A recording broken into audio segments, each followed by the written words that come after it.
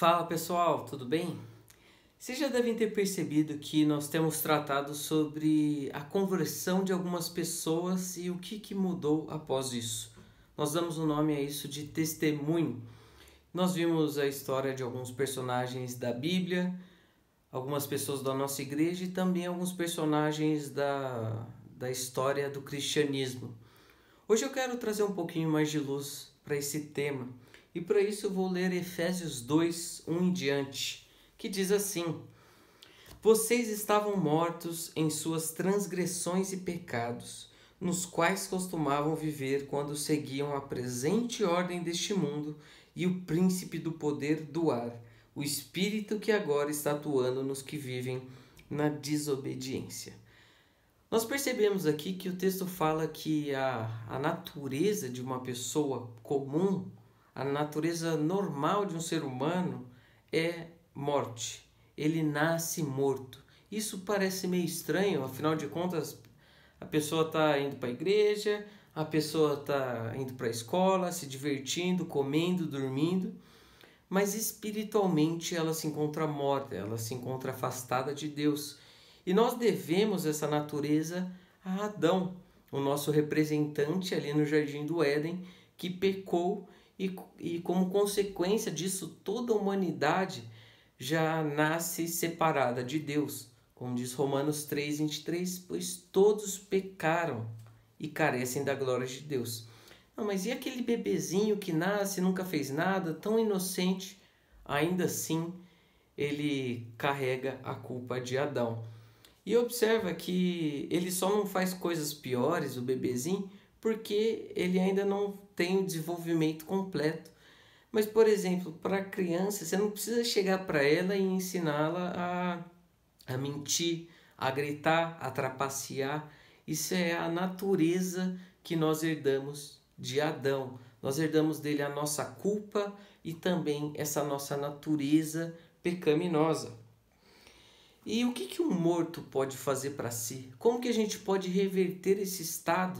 Se eu estava antes afastado de Deus, se essa é a minha condição natural, o que pode mudar esse fato? É aí então que nós vamos continuar lendo. Anteriormente, todos nós também vivíamos entre eles. Ou seja, aqui os leitores, eles dessa carta aos Efésios, eles também se encontravam mortos antes de serem salvos. Todos nós já fomos, algum momento, mortos espiritualmente. E ao menos que haja uma atuação sobrenatural, aquele morto pode ser trazido à vida. Afinal de contas, o que um morto pode fazer para si? Será que ele pode reverter por conta própria a sua situação? Então, diante de tantos testemunhos e histórias que nós temos tido contato, talvez você chegue à conclusão que é isso que você quer para a sua vida, você quer ter a sua vida toda transformada, mas será que se você se esforçar para isso, você consegue? Talvez não, porque você não mudou o fator essencial, que você ainda é um morto. Então, anteriormente, todos nós vivíamos entre eles, satisfazendo as vontades da nossa carne, seguindo os desejos e pensamentos. Como os outros, éramos por natureza merecedores da ira. Como que é o estilo de vida dessa pessoa morta? E talvez você consiga fazer já uma autoavaliação e ver se você é morto ou se tem agido comum. Mas o que nós percebemos é que é um estilo de vida que a pessoa vai fazendo o que ela quer. Ela simplesmente vai seguindo os impulsos, os desejos, aquilo que ela sonha, o que ela quer, vai lá e faz. E não tem para isso nenhum impedimento. Só para ilustrar essa questão, há um tempo lá na quadra da igreja, naquele domingo ensolarado, cheio de carro na quadra, e tinha uns meninos jogando basquete ali. Foi então que, educadamente, claro, eu virei para uns dos meninos e falei, escuta aqui, vocês não acham melhor vocês pararem de jogar basquete? Afinal de contas pode quebrar o carro, né? Pode quebrar um vidro e tal. Aí ele falou, mas eu quero. Aí eu falei, não, vou dar um susto nesse menino. Eu falei, escuta aqui, se eu fizer tudo que eu quero, você sabe onde eu estaria agora? Provavelmente eu estaria preso. Aí o menino ficou um pouco assustado, é claro. Mas a ideia é essa. A gente não faz o que a gente quer.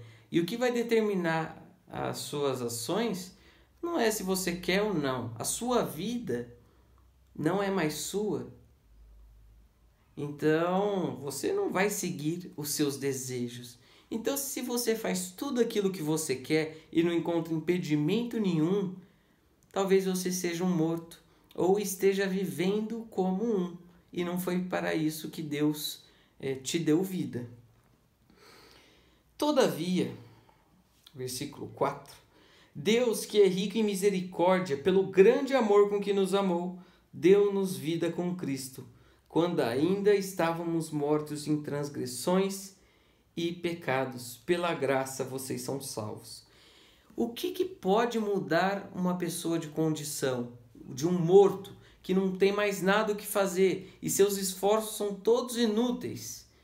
A resposta está na graça e na misericórdia de Deus, que Ele demonstrou enviando seu Filho Jesus para morrer na cruz, e para aquele que crê que Jesus é o Filho de Deus que morreu para pagar o preço dos seus pecados, para te dar uma nova vida. E se você confessa que seus pecados têm te levado para o inferno, e você agarra com todas as suas forças na palavra de Deus que diz que Jesus é o nosso Salvador, que não há nenhum outro mediador, aí sim é que nós somos salvos. Então perceba que nós não queremos simplesmente contar histórias de o que aconteceu, como que era antes, o que mudou, mas veja aqui um fundamento para a conversão. Pessoas mortas que vão fazendo o que querem, mas há um momento em que ele chega à conclusão de que há alguém que ama, que perdoa e que tem proposto a ele uma vida diferente. E a pessoa, quando desiste das suas boas obras e agarra na boa obra do Filho de Deus, aí então ela se torna salva. E nós veremos adiante algumas outras coisas que mudam nessa conversão. Mas perceba, e eu quero deixar claro apenas esse tópico, que o estilo de vida já não é eu vou viver para me agradar, para satisfazer os meus desejos. Agora que você entregou a sua vida para Cristo, o seu desejo maior é viver a vida que Ele quer que você viva. Então nós começamos um processo de ter as nossas afeições, os nossos desejos transformados. E ainda que nós não mudemos do dia para a noite após a conversão, foi dado início ao processo. Então, você é um morto ou você é um vivo? Você tem vivido esse estilo de vida que vai simplesmente fazendo o que você quer ou o que o Senhor deseja? Para concluir, eu quero contar uma ilustração que eu chamo de maquiagem de defunto. Não sei se vocês sabem, mas existe uma profissão em que a pessoa ela tem a responsabilidade de maquiar o defunto, para que naquele velório ele tenha uma aparência mais de vida. Então passa alguma coisa aqui para ficar com cor, passa um batom. E muitas vezes a gente tem a intenção de mudar alguns comportamentos da nossa vida, algumas atitudes, palavrões, coisas que a gente faz, birra, grosseria, para que a gente tenha aparência de vivo.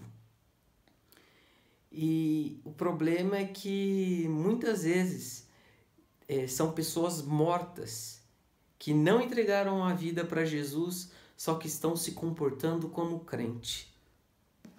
Inútil.